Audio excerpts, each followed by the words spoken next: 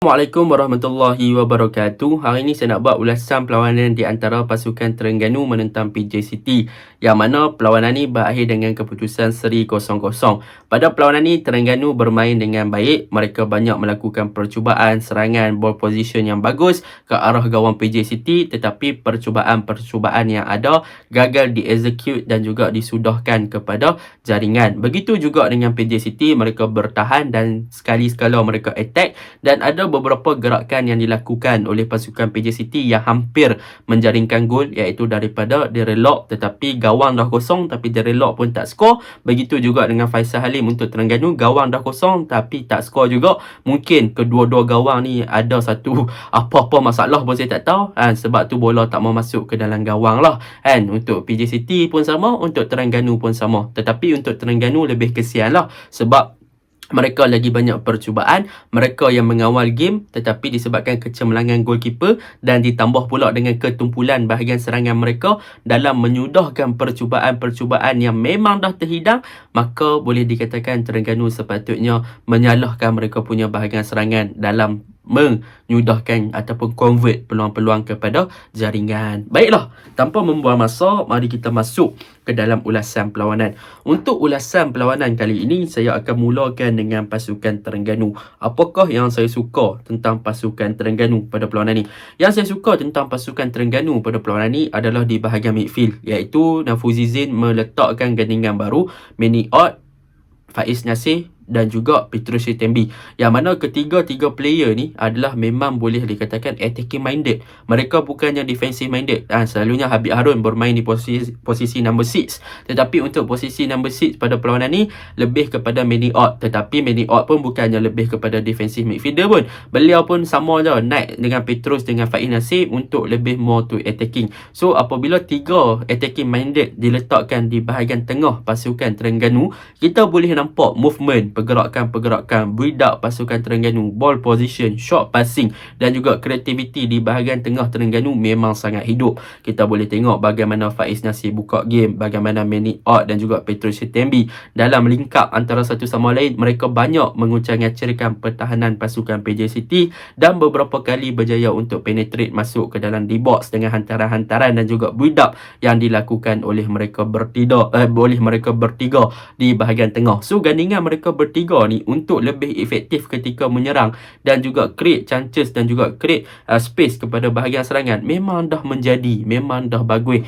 Tiga player ni boleh link up, boleh melakukan switch play, boleh buka space kepada winger untuk buat masuk ke dalam. Mereka punya passing, through passing, mereka punya penetration passing dan sebagainya, semua dah memang perform. Tetapi sayanglah, idea-idea yang ada semuanya dah boleh masuk dalam kotak penalti. Ada percubaan, tetapi percubaan tersebut gagal di-convert kepada jaringan. Tetapi itu adalah satu tindakan yang berani daripada Coach Nafuzi apabila beliau tidak meletakkan seorang pun player yang defensive minded di bahagian tengah pada perlawanan semalam. Jadi memang nampaklah yang Coach Nafuzi ni nak main semua, nak all out attack, memang more to attacking, dan hasilnya gerakan movement memang the flow tu memang nampak. Memang idea mereka gerakkan creativity, movement of ball movement, short passing, switch play, memang pergerakan pemain di bahagian hadapan semuanya nampak, semuanya nampak memang serangan menjadi. Tetapi macam saya cakap tadi, execution, penyudah, the final part ataupun end product, pasukan Terengganu gagal untuk convert peluang tersebut kepada jaringan. Tetapi pujian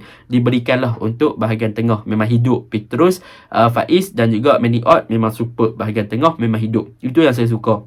Yang kedua yang saya suka juga adalah peranan Nik Sharif Hasifi dan juga Faisal Halim. Untuk perlawanan ni boleh dikatakan Faisal Halim lebih suka buat larian inside, running ke dalam kotak penalti ataupun larian di belakang pertahanan untuk menyambut hantaran-hantaran lintang daripada menyambut hantaran-hantaran through passing yang dilakukan oleh Faiz Nasir, Petrus Sitembi dan sebagainya. Jadi beberapa kali juga gerakan Faisal Halim berjaya untuk mendapatkan bola dengan larian-larian tersebut.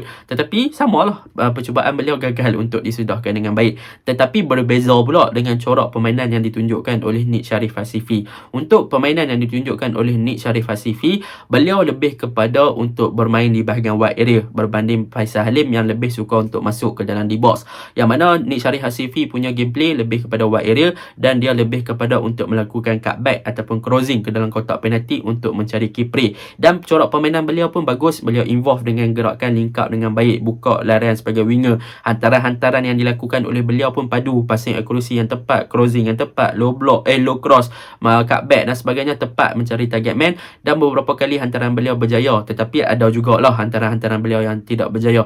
Jadi yang kedua yang saya suka adalah tentang typical winger pasukan Terengganu yang mempunyai corak permainan yang berbeza. Nik Syarif lebih kepada supply bola, Faisal Halim lebih kepada untuk menjaringkan gol. Tetapi samalah, kedua-dua pemain pun gagal untuk convert peluang tersebut kepada jaringan. So kita memang game ni memang pasal jaringan banyak kali lah kita ulang. Itu yang kedua. Yang ketiga yang boleh saya suka tentang pasukan Terengganu ni adalah tentang mereka punya fullback. Arif Fazilah kembali dalam skuad utama dan untuk game ni beliau beraksi dengan sangat baik. Saya tak nafikan beliau untuk overlapping banyak bantu Faisal Halim di bahagian kiri. Azharul Nazaris pun banyak bantu bahagian tengah. Apabila tak ada defensive midfielder, beliau lebih suka untuk masuk menjadi fast fullback. So beliau many out boleh naik lebih atas juga. Tak perlu nak risau sebab Azharul sentiasa cover tempat dia, ataupun Azharul pun kadang-kadang dia suka untuk backup Nik Syarif dengan buat underlap dan juga overlap. So benda tu bagus lah untuk pasukan Terengganu. Senang cerita, Terengganu semalam main lawa lah. Main lawa. Mereka punya movement, fluidity mereka bagus, gerakan build-up play dah bagus, mereka punya transisi bagus. Tetapi kelemahan pasukan Terengganu, saya cakap jujur, mereka punya end product, bagaimana mereka nak menyudahkan peluang-peluang tersebut kepada jaringan, mereka gagal. Mereka mempunyai barisan serangan yang tumpul, kipri pun kadang-kadang tak boleh nak link up dengan baik di bahagian serangan. So benda tu yang menyebabkan bahagian serangan pasukan Terengganu tak boleh nak score, dengan dibantu pula dengan kecekapan daripada Kalamullah kan. So betul lah bab kata Lord Fakri Syahrani, kalau bola tu tak mau masuk, dia tak mau masuk juga. Bukan Terengganu saja, tapi PJ City pun sama. So itulah kelemahan Terengganu semalam. Mereka gagal untuk execute bahagian serangan agak tumpul dan menyebabkan mereka seri 0-0. And itulah yang pertama. Kelemahan yang kedua mungkin di barisan pertahanan, iaitu tentang Papa Dekite. Papa Dekite hampir buat 2 mistake semalam. Satu mistake yang hampir memberi jaringan kepada pasukan PJ City apabila dia relok berjaya pintah hantaran pendek dilakukan oleh Papa. Nasib baiklah dia relok pun sama, tumpul juga kan. Tak tahulah, mungkin gol kat Terengganu ni tak mau orang score gol. So PJ City dia tak bagi gol, Terengganu pun dia tak mau bagi gol. So sampai Syarul Nizam waktu corner tu dia pi masuk dalam jaring tu, dia pegang jaring, dia hinjut jaring tu, dia buat macam tu kat jaring belah kanan, jaring belakang, jaring belah kiri sampai macam tu sekali lah kan. Tapi tak mau gol juga. So benda tu memang kena baikilah untuk defend pasukan Terengganu, Papa Dekite, untuk lebih fokus, lebih aware dengan keadaan padang. Kalau tak semalam kalau dia lock score tu, mungkin gol kemenangan untuk pasukan PJ City. Okay, itu untuk Terengganu. Untuk PJ City, apa yang boleh saya puji adalah mereka punya corak bertahan memang bagus. Memang orang kata apa, memang main defend gila. Dan mereka pun walaupun berapa kali ditewaskan untuk barisan serangan Terengganu berjaya penetrate, tetapi mereka still lagi boleh cover balik mereka punya mistake. Dan goalkeeper mereka Kalamullah bagi saya man of the match lah. Kalamullah padu. Kalamullah, I respect you lah.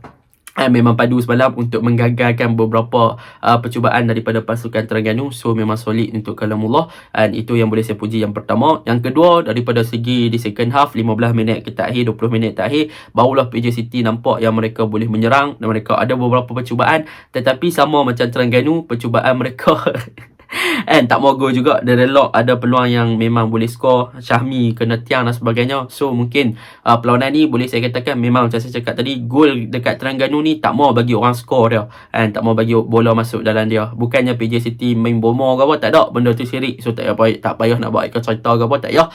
Tetapi memang kedua-dua pasukan mempunyai ketumpulan di bahagian serangan. So itu je lah ulasan saya. Assalamualaikum.